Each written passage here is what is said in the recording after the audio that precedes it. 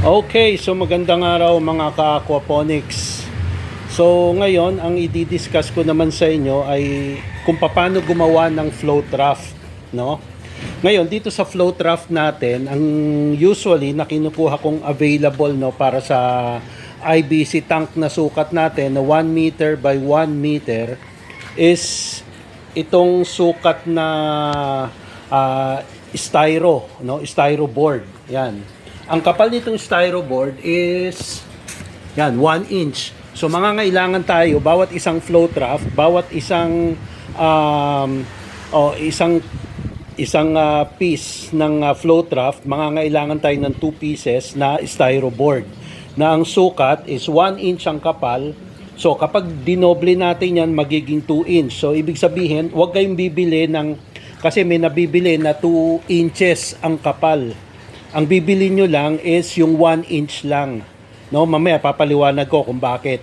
So, mangangailangan tayo ng dalawa, pagpapatungin lang natin sila. And then, ang haba na usually na kinukuha ko is 2 feet. Ito. 2 feet.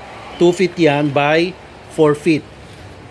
2 feet ang lapad niya, 4 feet ang haba. So, kung ang DWC grow bed nyo is kakayanin ng 4 feet o mas malaki pa, pero dapat may allowance, no? So ibig sabihin, mangangailangan tayo ng dalawa nito kung square siya talaga na 4 feet by 4 feet. So since kung hindi ganon, IBC tank ang gagamitin natin, yung sukat, ang gagawin natin, tatabasan pa natin to. No, huwag kayong mag-alala dahil madali lang magtabas niyan, no? Ngayon, sa paggawa naman ng butas, usually ito ang gamit ko. Itong ganitong klase ng net pot. Ang sukat nitong net pot na to is 3 inches. Ito ang 3 inches diyan. Yan. Ito yung titingnan nyo, 3 inches yan. Okay? So itong net pot na to na 3 inches, kikita nyo para siyang cone. Okay, so may purpose kasi yan eh. Ngayon, pagka magbubutas kayo, hindi kinakailangan na sukat siya. Kailangan estimated nyo lang. Yan. So halimbawa, dito sa 2 feet, ang kailangan nyo lang dito is 3 lang. Okay? So 3, no? Tatlong net cups. Okay? Hindi pwede, wag niyong gagawing 4. Masyado na siyang masikip sa 4. Tingnan nyo, masyado na siyang masikip sa 4. Kasi ang interval nila o ang bawat space na kailangan nila at least nasa 7 inches. So kapag ginawa mong 3 yan, pumapatak na 7 inches ang layo nila sa isa't isa. Dahil bumubuka ang dahon ng lettuce natin ng pinakamaigsi na is 5 inches. Ngayon, pag magkatabi sila, imagine niyo pagka magkatabi sila, ano mangyayari ngayon? Pareho silang merong 5 inches, no, na buka ng dahon nila. So mangangailangan tayo ng 10 inches. Pero at least hindi naman natin pinapalaki ng ganon, ano, sa 30 days kailangan i-harvest na natin, otherwise papait na ang lettuce, no? Tapos once na i-layout nyo na ng ganyan, i-estimate nyo lang, hindi naman nangangailangan na kailangan eksakto sukat niyan, ano? Ang next naman is dito sa pagitan nila. Ayan, tingnan nyo. Ayan, i-estimate nyo lang yung sukat, hindi nangangailangan na kailangan eksaktong-eksakto yan, no? Okay, next is dito naman.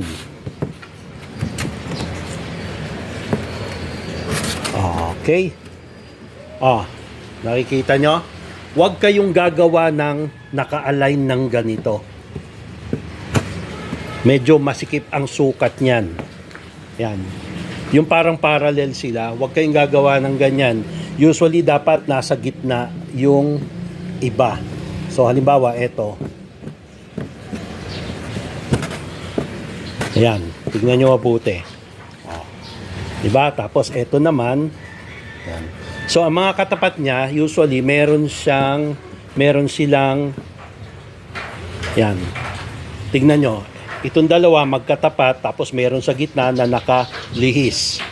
Yan, kasi pagka bumuka ang mga dahon yan, kailangan nila yung mga spaces na yan eh. Okay?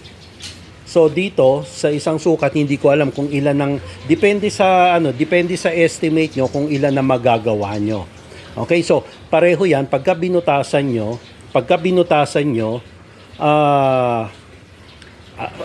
kailangan pantay na pantay dito, no? Kasi halimbawa, dalawang styroboard 'yan.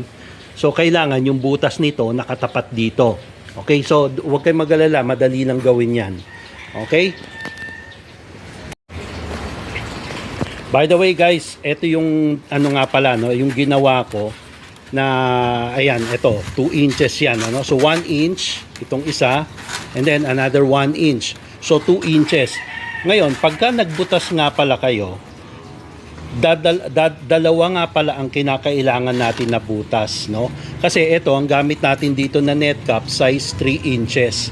So yung hole saw na gagamitin natin, ito, hole saw pa rin ang gamit natin dyan. Okay? Ayan. So, dalawa ang hole saw na ginagamit ko. Isang pang 3 inches at yung isa naman mas mababa sa 3 inches. Ayan, no? Ngayon, tignan nyo kung bakit ganon ang ginagawa ko. Pagka itong net cap nakapasok dyan, ano, dito sa ilalim, maluwag. Ano ang wisdom dito? Ang ugat, kumakalat yung ugat. Kasi pagka 2 inches, pagka dalawang 2 inches ng kapal na styroboard, pinagpatong mo, tama, isang 1 inch, saka isang 1 inch, 2 inches, maiipit ang ugat dito. So kaya nag-decide ako na mas malaki ang butas nung nasa ilalim para mas makaka-drive yung ugat papunta sa baba na hindi naiipit. At pagka kinuha nyo rin, mas madali rin silang maipapasok nyo dito. Yan. Kesa nasubukan ko na kasi dati pareho ng sukat yung butas, ang hirap ipasok nung yung ugat kasi makikita nyo lalabas diyan sa gilid yung mga ugat, ano. So pagka pinasok nyo, hirap na da-damage ang ugat. Pero pagka sa ganitong proseso, magkaiba ng butas, mas malaki yung butas na nasa ilalim. Ayan, mas malaki yung butas na nasa ilalim, yung ugat niya mas makaka-thrive ng maayos pagka nakapasok na yung net caps natin. Okay? Ayan. So, kung titignan nyo itong net caps na to, ayan, pagka ipinasok mo sa 2 inches na kapal na styro, halos dikit na dikit. Dikit na dikit sa tubig pagka lumutang yan. Ayan, hanggang dyan lang siya. Okay?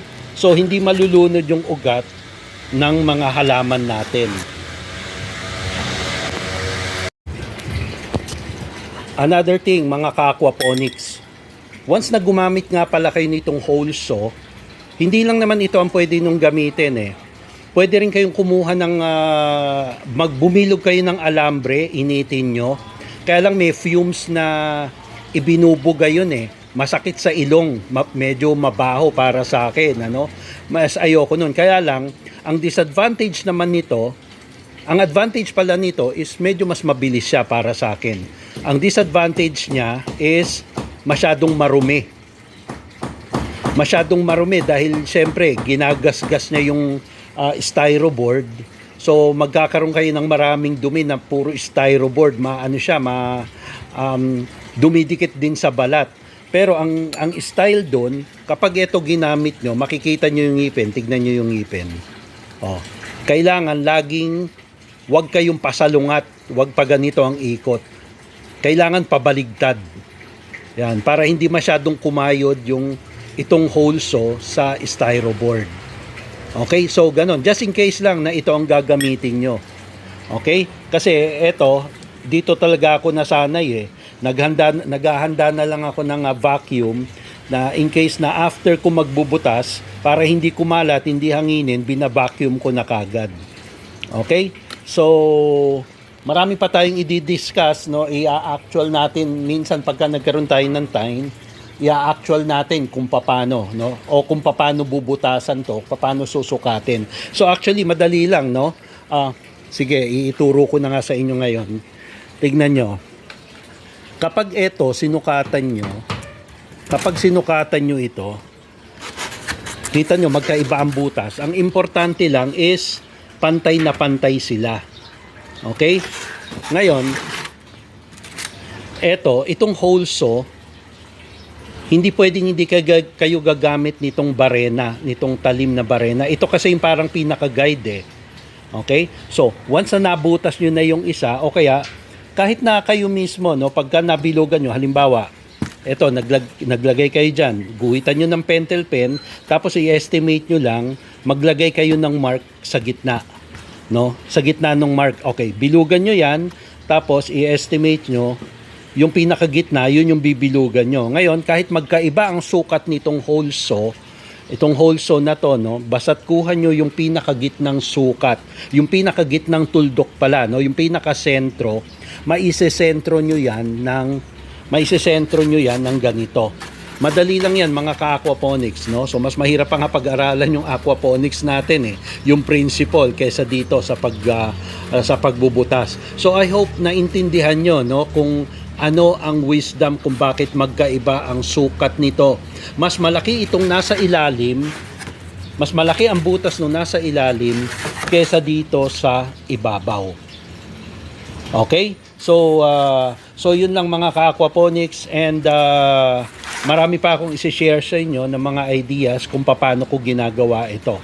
So unti-untiin lang natin. Okay? So maraming salamat. Once again, ito nga pala si Ferds from Aquaponics Quezon City. Maraming salamat.